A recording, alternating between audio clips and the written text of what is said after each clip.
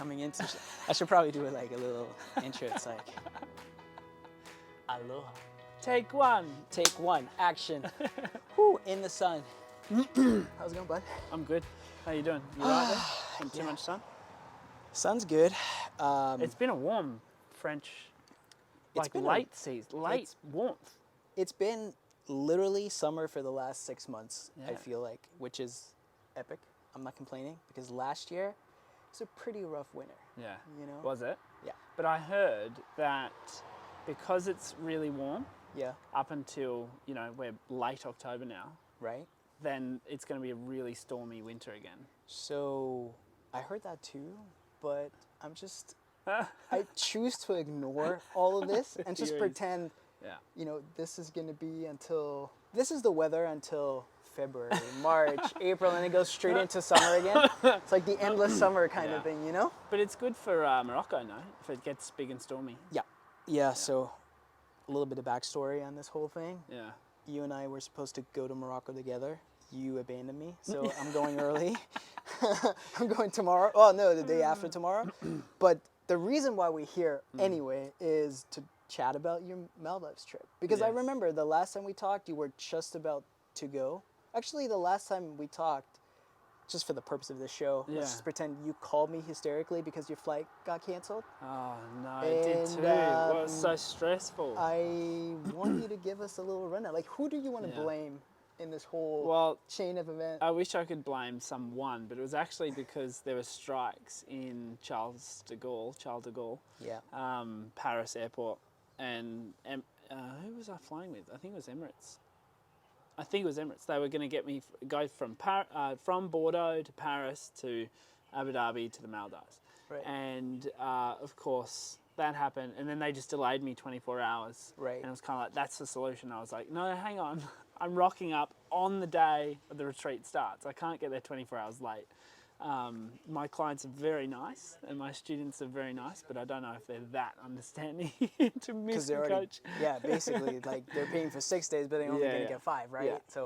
So that wasn't acceptable, and it was this huge, like 2 days of trying to be on the phone. I had terrible signal because over here at Senyos, where I was staying, with the worst. It was like being in outback Australia.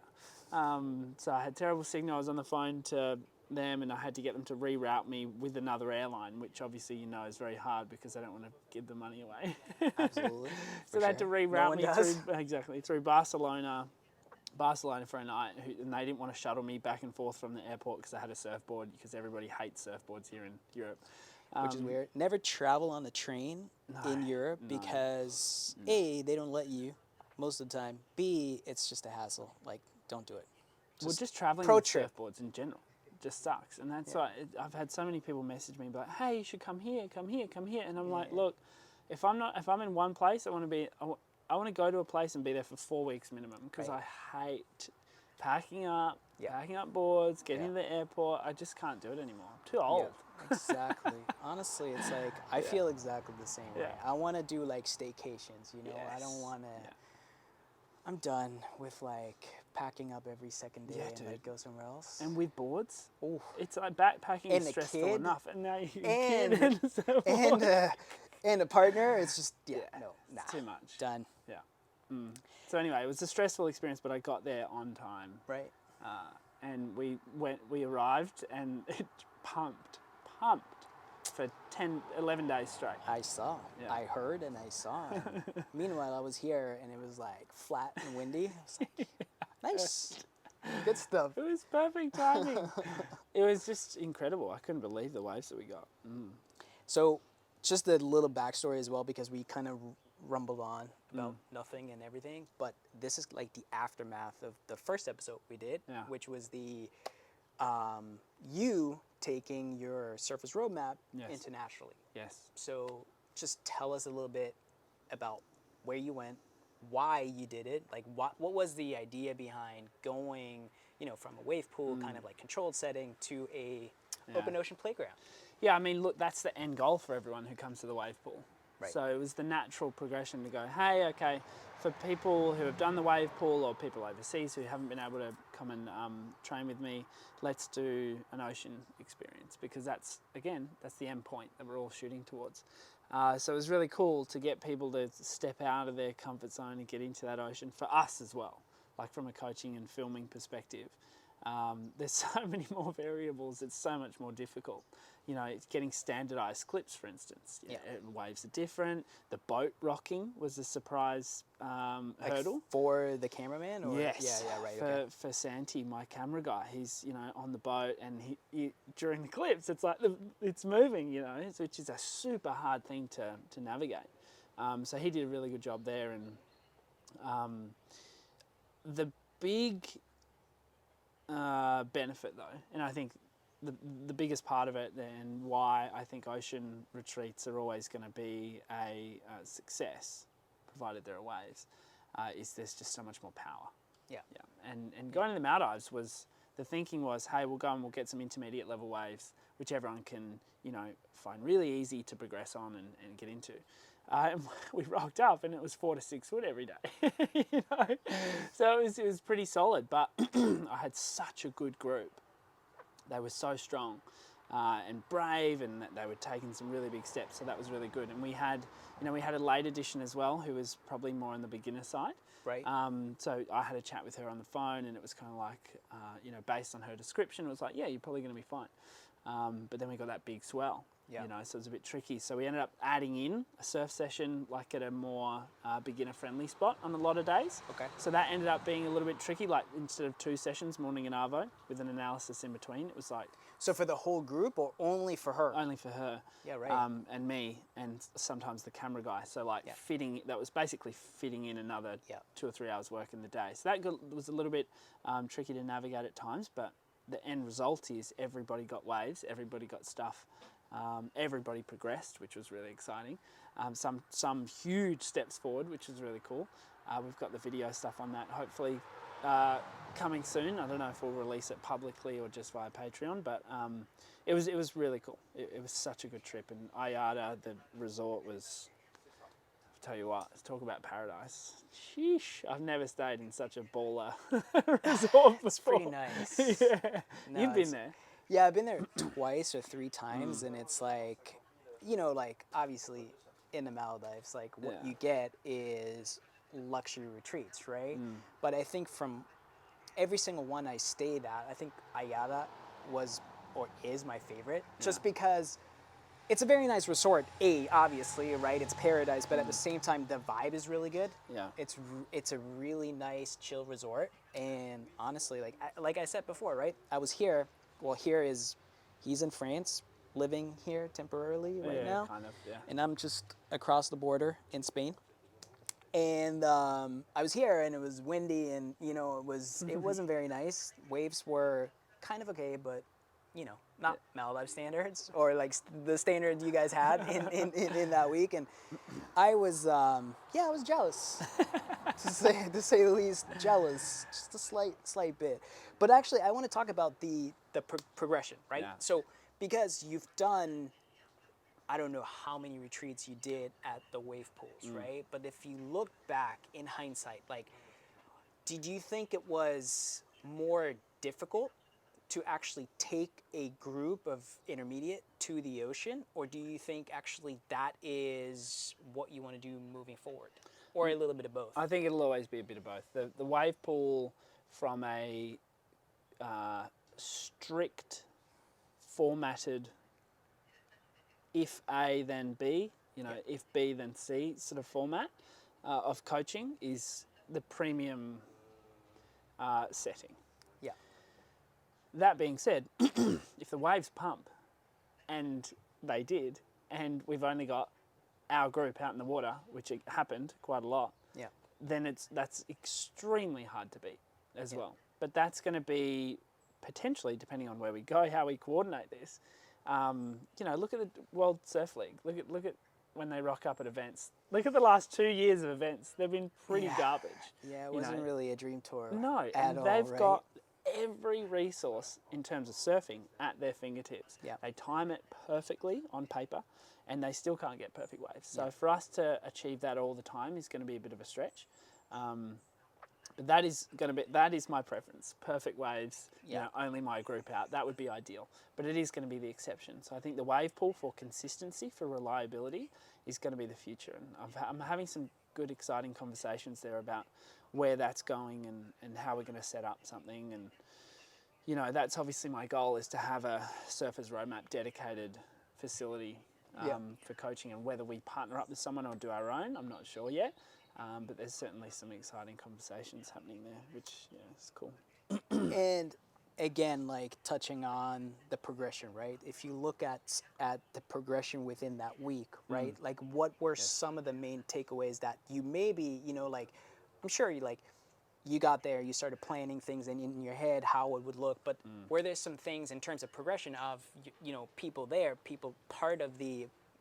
were part of the retreat that you were like blown away by? Yeah. I mean, there was so we had one. Everyone's working on different stuff. Yeah, which is always the case. But a lot of it was to do with positioning and wave selection. And that's one of the advantages of me being out in the water. In addition to me getting to surf, is I'm sort of acting as a bit of an anchor as to where potentially you could argue the optimal takeoff zone is. Yeah. So that's good. So I had a lot of the guys sort of using me as a reference point coming over. There are a couple of surfers who every now and then I might need to like physically give a little push into the waves, again, because it was quite solid, just to get them ahead of the wave. Because, if you can't paddle to match a 4 to 5 foot wave, and still just the courage to go on those big ones was really cool to see, actually. So that was one thing, was positioning. And I think a lot of people have this habit of seeing a wave, and you see it out here all the time, seeing a wave, turning around and just paddling. Just paddle. Yeah. And then like paddle from the wave where it actually breaks. They're blind. They're blind to what the wave is doing. So one of the big focus points in terms of positioning was face the wave as long as possible, and if possible, paddle to the peak to adjust your position. All right. So sit somewhere where you're actually going to adjust by facing the wave, as opposed to sitting out too far and then having to adjust by paddling in, which obviously leads to all sorts of issues. So that was really big. There was one particular surfer who had a moment, if you will, out in the water where I translated that, and I must have said it in a certain way that finally clicked for the surfer, and it was like, bang, like immediately 50% increased wave count, like just like that. Right. And good waves, not just catching waves, like actually picking good ones and putting himself in the right spots. That was really cool. From a on-wave point of view, a lot of it was that fundamental stuff that we're always working on. We had one guy who was, quite high intermediate, advanced, who was working on just selection of maneuvers. And again, because it's the ocean, you're dealing with a moving canvas that's inconsistent. Yeah. So, he'd go up and try and do a re-entry on what was really a top turn section. Because in his mind, he's gone, I really want to work on that re-entry that we analysed yesterday. Yeah. Yeah. So it's just so about... it's like stuck in his head that re-entry, that's what I want to do kind of thing, right? So it's getting him to start to really, and I can't say it in a way that emphasises how important it is, but to really look at the wave whilst you're riding it, specifically the lip of the wave. And hey, if there's coping and it's steep, then chances are you can go for a more vertical turn. Yep. If there is that gradient, that strong gradient into a fatter shoulder, then that's your time to cut back to the pocket. Yep. So just those basic things, and then getting more specific with arm positioning and rotation and eye line and all that sort of stuff throughout the week. That's really what we worked on. And some of the guys, everyone had some really good improvements. We had people literally doing their first maneuvers ever through the week, and going from 0 to like Mach 10, doing really nice turns as the first turn ever. I'm just going, what has happened? And they've just been soaking up the analysis from everyone else, and then just performing that. And I just go, where did that come from? And so we start working on that. So that was really cool. There's different stories across the board, but everyone took big steps forward. It was really cool. Do you also think, and correct me if I'm wrong, but when you go to wave pools, right, usually what is it, like a 1 day, 2 day kind of retreat, right? Yeah. So 24 hours kind of thing, or 2 sessions? Although I have a few people who come and do 3 a week if I'm down there. Okay. Wow. Yeah. Hook me up with those people. I want to go too. No, but what I'm trying trying to ask is like, if you look at somebody who comes for the day, right? And of course, it is a more controlled setting. It is probably easier to practice in the wave pool. But then I think if you add time to it, I think in the long run, your progression becomes much, like the progression curve is much steeper, right? Because you have way more time to emphasize what you've done wrong or done before, and kind of use that and practice it, right? Because you have essentially the retreat was 7 days, 2 surf sessions a day, right? Yeah. And in the middle, some long surf sessions. right? And then in the middle, you had a like video session, right? Where you. So, what do you think, in terms of, if somebody goes like, all right, I have a week, or I have some time, right? Do I want to go to a pool, or do I want to go and spend 7 day at a prime location somewhere, right? Yeah. And kind of progress that way. Like, who is it for? Who isn't it for?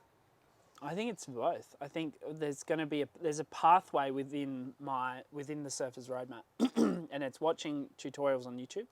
It's doing the online courses. It's coming to a wave pool retreat, and then the ocean retreat, I think, is the end of the pathway. Yeah, and, right. And to be honest, I think a lot of people will just rotate between the wave pool and the ocean experiences.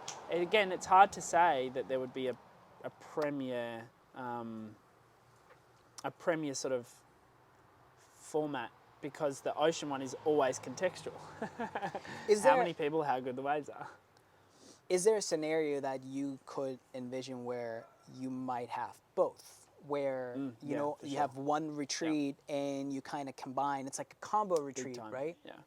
That would be ideal. It would be so, so good. And that's hopefully what we can achieve with the Surfer's Roadmap location when it comes, is to have it be near high quality surf, so that you can do 2 days in the wave pool and then 2 days in the ocean, or whatever. Morning in the wave pool, afternoon in the ocean, that sort of format where you can mix it up. Maybe you could just change it based on the conditions. So that would be really cool, because then you get the benefits of both. Because one thing that the wave pools, the ones that I've surfed anyway, can't really match is the raw power of the ocean, and a long wall. What, as you would know, what a big, long, clean wall does to your surfing, a wave pool can't really do. Also, like the time, because when I surfed the wave pool, I was actually I was surprised, because you look down the line, but there isn't really a down the line kind of thing, right? Yeah. So, and I think if you translate that to the ocean, all of a sudden that wall is extended, and you have so much time, and sometimes you don't know what to do with that time, And I think that is, I think that's the main difference when you compare the two, at least for me. Yeah, I think so. And then you could talk about that digestion time of the info that you talked about, that total immersion aspect. The wave pool is 1 day, and a lot of people, I think, might feel overwhelmed trying to digest all that. So you spread that out, and often the things that we're working on the first day, in a lot of circumstances, we're working on day 3 and 4 still. We're just tweaking here and there. So to have 3 or 4 days to work on one skill is a bit of a luxury. That in the wave pool, we work on that skill, and there is often a big improvement, but sometimes I can see the surfer doesn't know if they've ticked the box. They don't know if they've moved in the right direction until they receive the post analysis.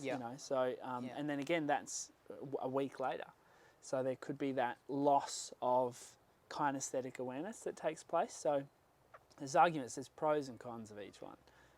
How many people that were in the Maldives with you were in one of your retreats at wave pools prior? Yeah, I had one on the Ayada experience, who had been in the wave pool before, and then I had 3 in the follow-up event that I did. And what was their main takeaway, like if they compared the two? All of them, actually, funnily enough, said, "Man, I need to surf the ocean more." Because they're busy guys, they're workers, right? They're business people.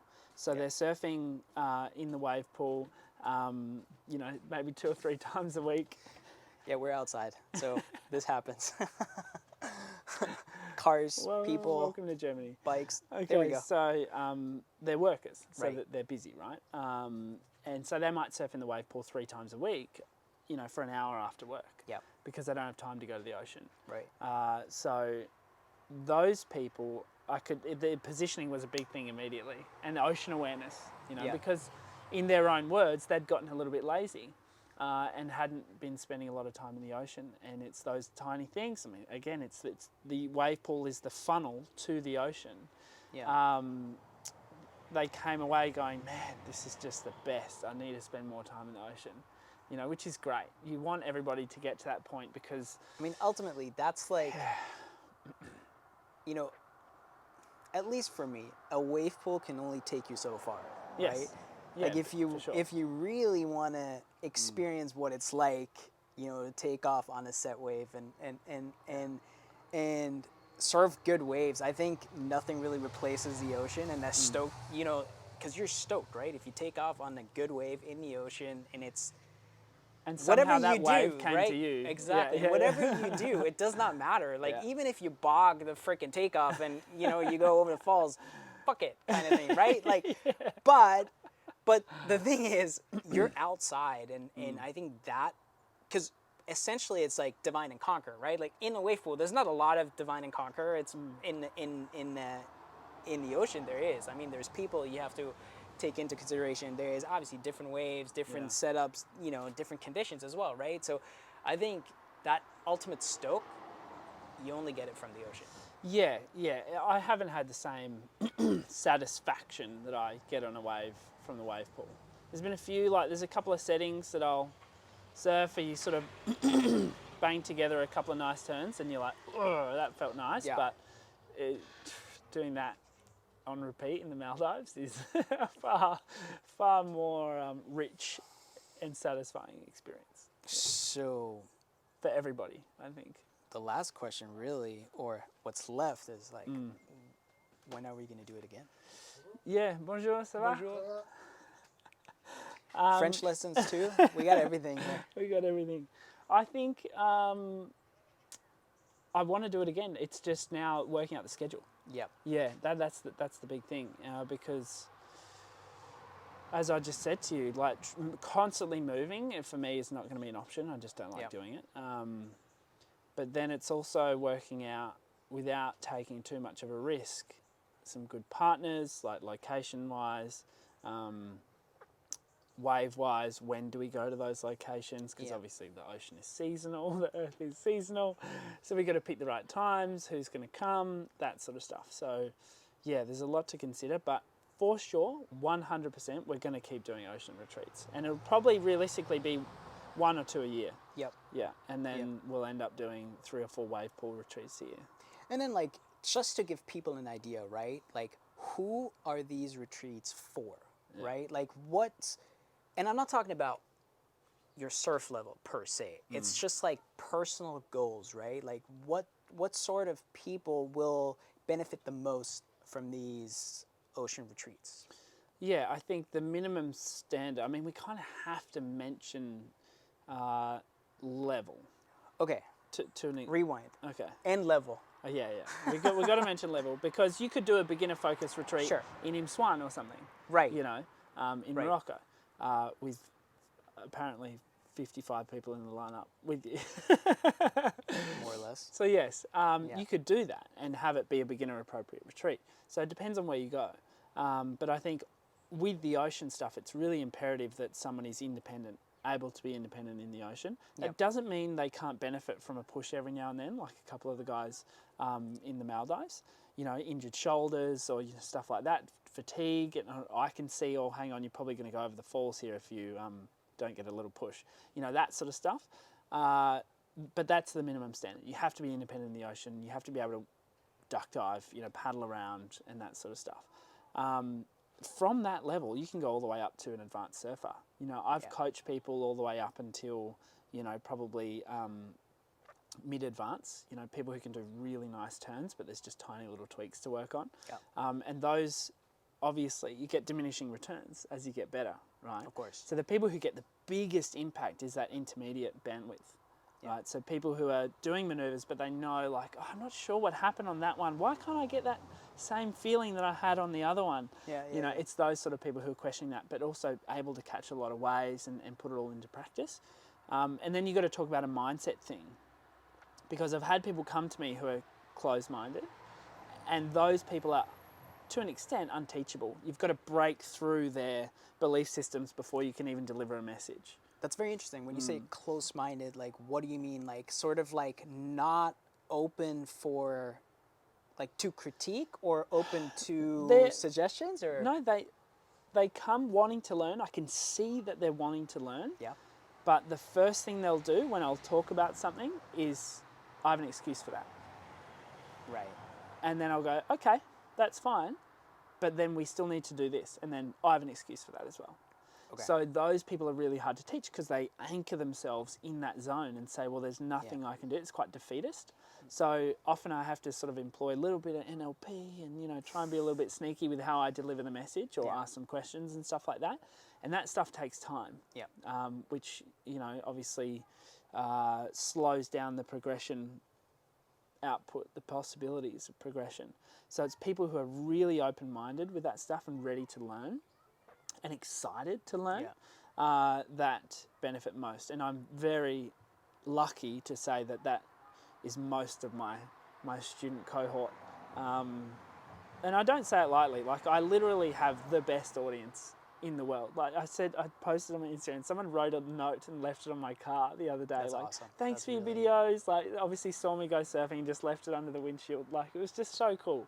And they're all really intelligent, interesting people to chat with. They're all doing special things here and there all around the world. And it's those high achievers. You don't have to be a high achiever, quote unquote high achiever. Success is relative. But it's those sort of people who come to it excited and open and ready to learn. They're the best. They're the best ones to coach, and they're the ones who progress the most. Yeah. Okay. That leaves me with, watch this space, because there's going to be more to come in terms of retreats, in terms of Surface Roadmap. I think there's an advance. Yeah, we're working on stuff. Coming. Like, on a personal note, I've just had so little time. Because I dedicate so much time to surfing. And French lessons? And French lessons. I'm here, one of the big things about coming here was learning to speak French, and I'm doing that. So at some point I prioritise work, I do. The last 2 days has been sitting around working. But yeah, it's a big slog at the moment. I'm going to employ someone full-time, a filmer and editor, so that I can actually work on those things that you just mentioned, the creative stuff. Send your resumes. This guy needs a filmmaker and an editor. I do. Man, that's it. Yeah, cool. Thanks for having me. I need a coffee. Yes, okay. Thanks, guys.